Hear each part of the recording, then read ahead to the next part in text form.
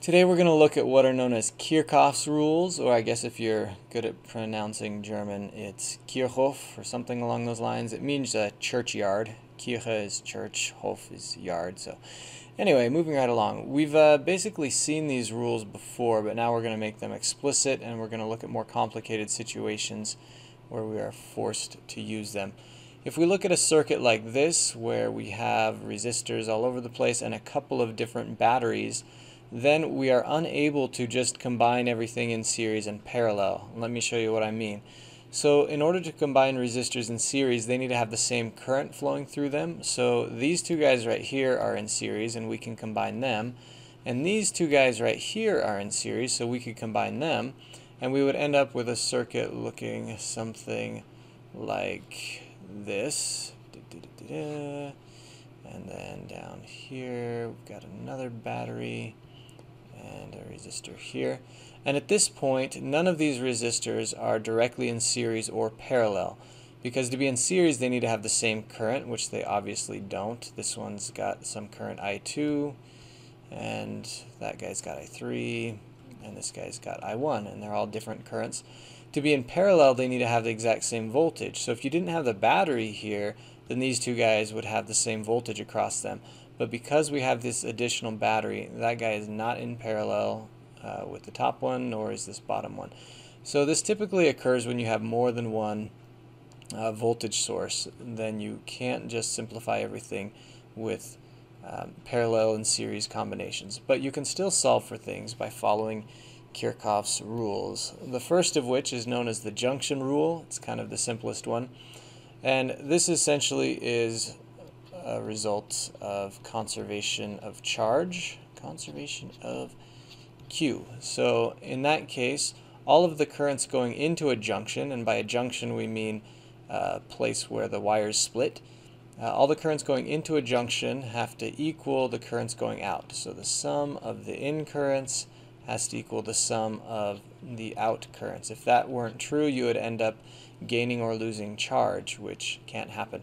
So in this circuit here, we can get the equation I3 equals I1 plus I2. And that is true for this junction right here. We could write another equation for the junction at D, where in is going to be I1 plus I2, and out is going to be I3, but that is obviously just the same equation, so we're not going to gain anything by that. But often you'll have more junctions with independent equations that you can write using the junction rule.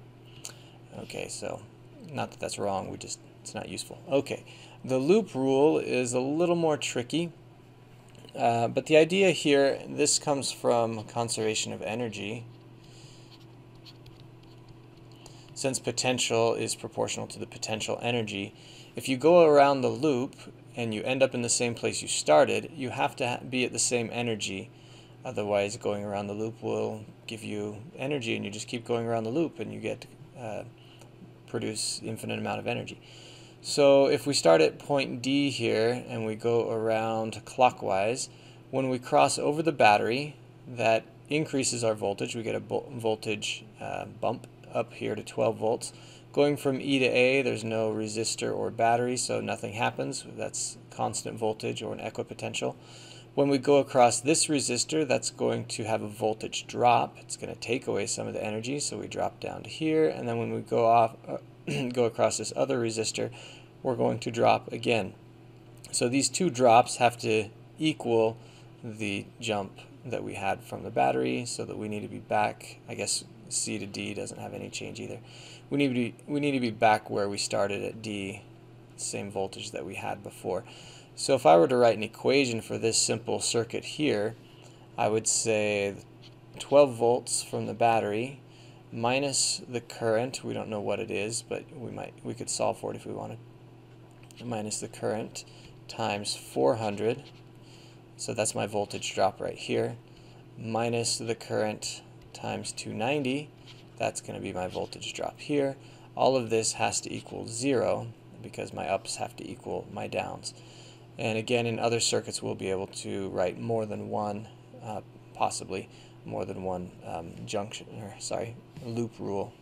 And so we're going to end up with a combination of junction rule equations and loop rule equations, and then we can solve for the unknowns. So here is the basic process. First, you need to label each current. Sometimes it's not going to be evident, particularly when you have several batteries, some of them pushing in opposite directions. It's not going to be evident which way the current is going. But the nice thing is, just pick a direction, and if you're wrong, then when you solve for that current, you're going to get a negative sign, and you know that it's going the other way. But all the magnitudes will work out just fine, so it doesn't matter.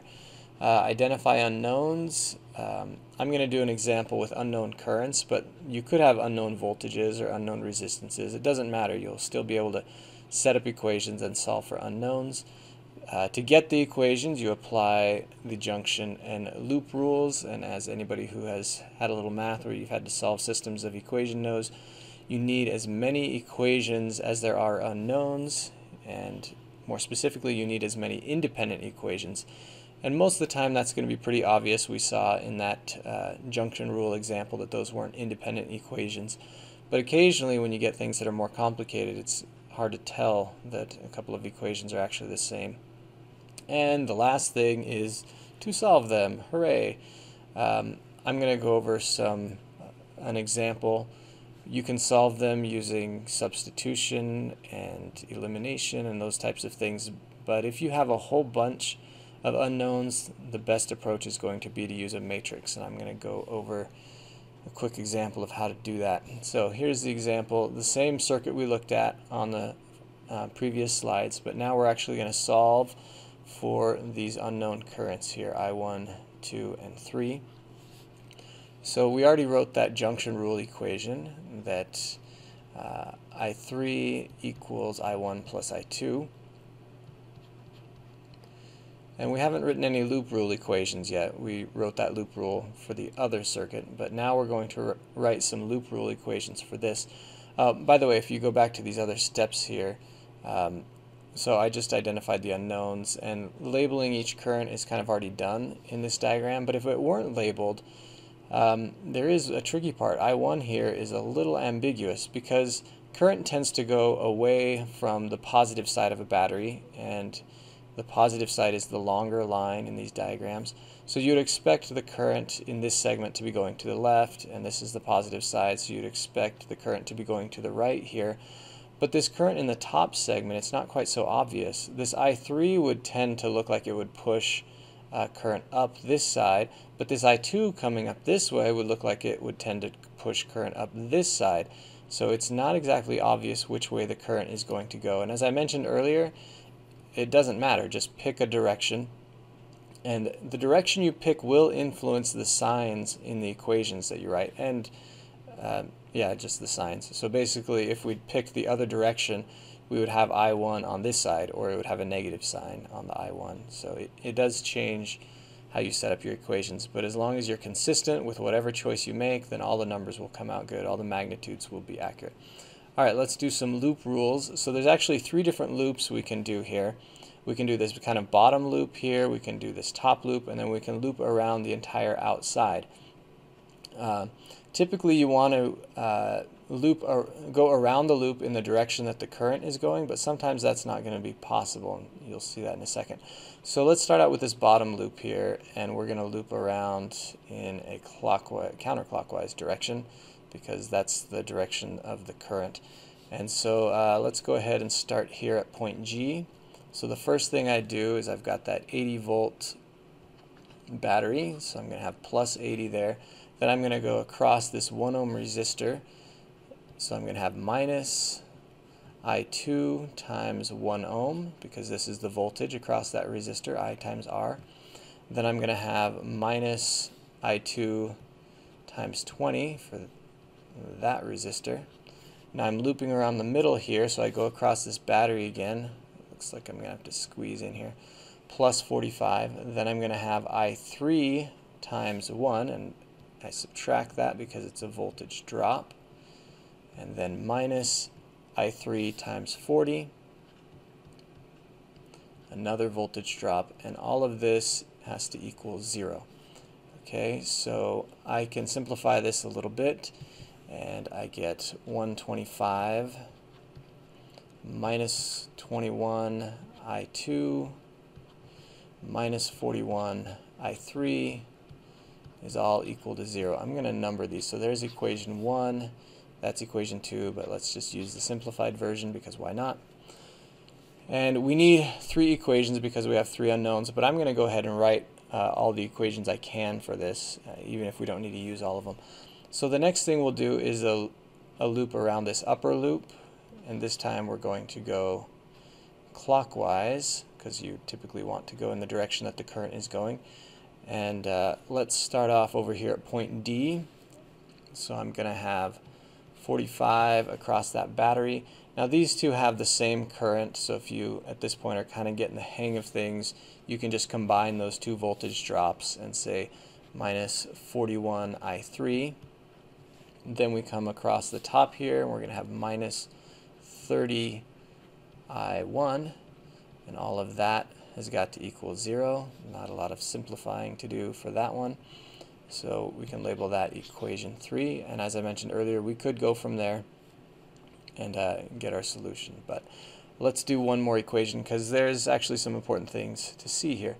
So now I'm going to loop around the outside, and there's a little tricky thing here where the current is going the opposite direction on the top than on the bottom. So I can choose either way, it doesn't really matter. But let's just, since there's more components on the bottom here, let's choose to go around the loop counterclockwise direction. And I'll get to the implications of that in a second. So this bottom part here, as long as we're looping in the direction that the current is going, everything is normal the way we would expect. So we're going to start out with the 80 voltage bump from the battery. Then we're going to have I2 minus 21 I2 for these two resistors, because it was 1 for here and 20 for there. Both have the same I2 current, so we can combine those. Now when I come across here, the current is flowing this way, and when the current flows this way I get a voltage drop. So if I'm looping in the other direction, that means I have to have a voltage jump if I go the opposite direction of the voltage drop. So I actually have to do a plus 30 I1 here. And all of that has to equal 0. Okay, so this was the strange part here, was having a voltage bump as you go across a resistor. And that's due to the fact that we're looping in the opposite direction of what we chose the current to be. As I mentioned earlier, we could have chosen the current to go the other way, and then this would have been a negative, but that would have changed the sign also right here in this equation. That time we would have been going against the current when we looped there. Also, there's not a battery in that segment that we're going against the current on, but if there were, and if you're going in the opposite direction of the battery, basically whenever you go from the positive or from negative to positive, it's going to be an increase in voltage. If we had looped in the other direction, if we'd gone this way, then we would have had a voltage drop across that battery and a voltage increase across this resistor, and then a voltage drop across this. So essentially we would just switch all the signs, but it's the exact same equation, right? You can multiply through by a -1 and nothing really changes. So there is equation 4. We have more equations than we need, and we won't use all of them, but just so you get the idea of the types of equations you can write. Alright, let's go ahead and solve this guy. And you can pick your favorite approach to solving systems of equations. I am going to do some substitution. So I'm going to take equation 2 here, and I'm going to solve it for I2, which works out to be 125 minus 41 I3. If you're not already on double time, you might want to put it on double time because, you know, we're solving equations and that's not all that exciting. But here we go. So there is one equation solving for I2, and then I'm going to substitute I2 up into here, but I'm also going to solve this guy for I1 and substitute that in, and then we'll have an expression just with I3. So I'm going to take equation 3 here and solve it for I1, which gives me 45 minus 41 I3 over 30, which if we separate out those terms, we get this expression here.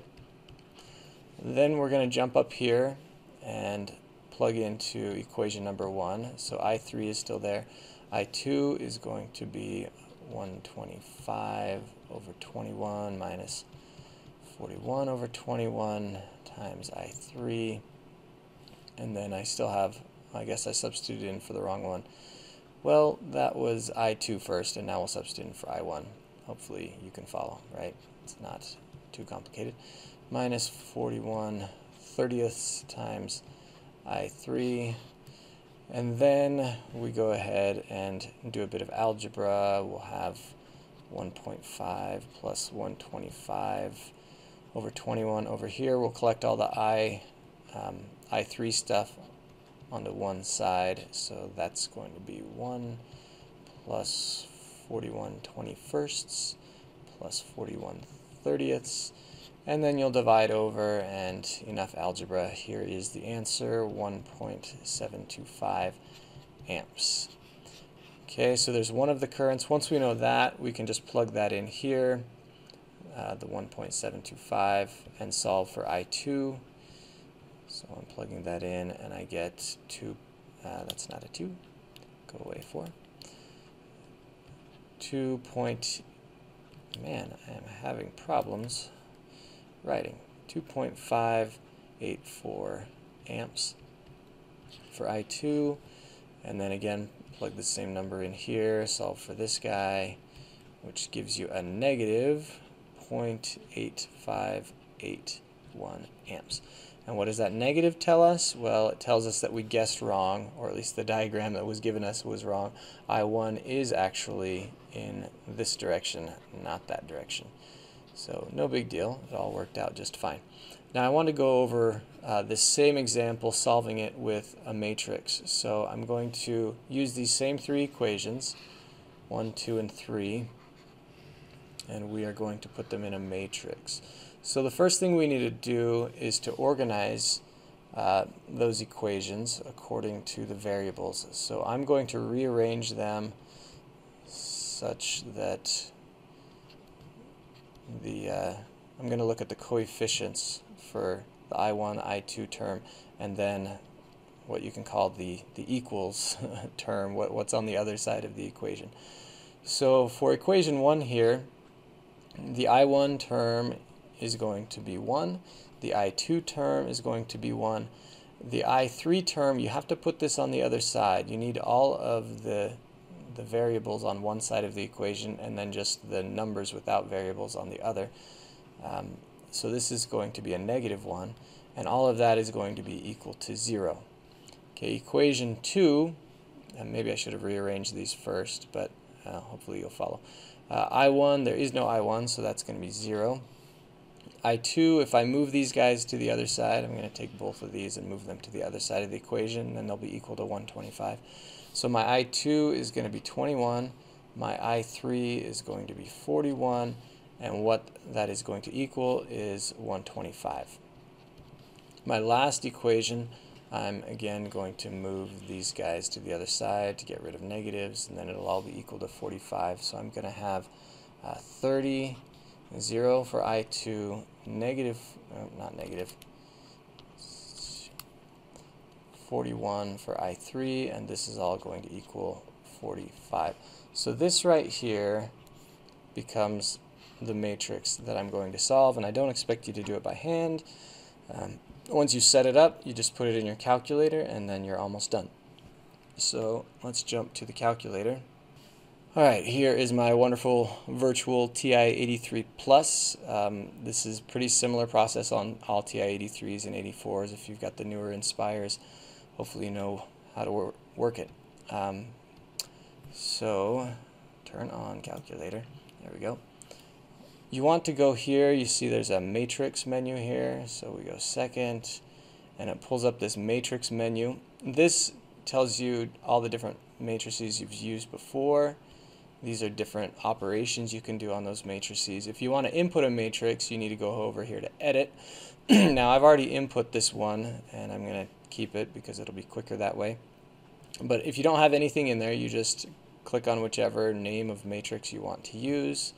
Oops, and then go ahead and hit enter, and then you can choose the dimensions of your matrix. Remember, it's rows and columns, so we want 3 rows and 4 columns, and you just hit enter and it will automatically jump to the next element in your matrix. So I already have it all loaded in here, and it looks like so, even though it doesn't fit on the screen.